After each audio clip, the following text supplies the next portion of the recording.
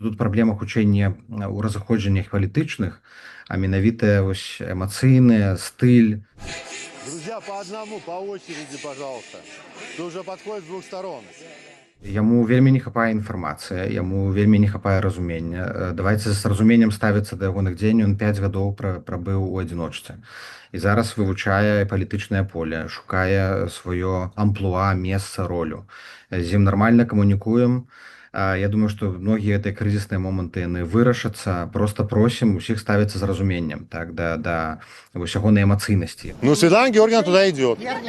Фуранок ее зовет. Что вы принимаете? Какое решение? Вы какое решение принимаете? Масса белорусов, мы... У нас еще будет Они шанс. просто никуда не выйдем, то мы никуда не Все, мы отменяем. Нет, там лайк. Послушайте, Мы мужчина, вернемся. не будем... Пойдем. Что вы, какое вы решение принимаете? Пойдемте, мы вернемся про 10 Не, я понимаю, давайте мы его отменим. Мы не можем.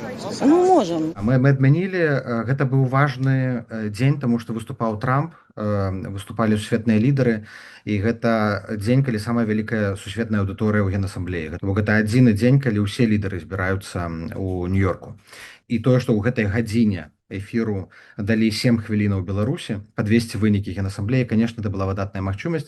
Да, мы гэтую магчымасць упусцілі. Да, еще будет миллион интервью. А где мы с белорусами еще вместе Если бы я встретимся? так отвечала каждый раз, что вот я не хочу, делать что-то не получается, а не хочу, да, никто от этого не умрет. Но внимание, оно будет вот так, вот так, вот так. Ён менавіта вось маніпуляваў рашэннем Святланы, апелюючы да гэтай публікі. Мне здаецца, гэта быў такі досыць свядомыя яго паводзіны.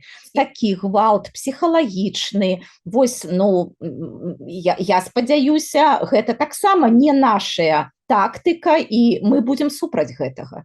Ён, магчыма, не адчувае вось нейкіх пратакольных дыпламатычных момантаў, з чым мы стыкнуліся тут у Нью-Йорку. Але нейкіх палітычных, я думаю, што у нас адна мэта, адна стратэгія. У месседжах мы не разыходзімся і абавязкова дамовімся.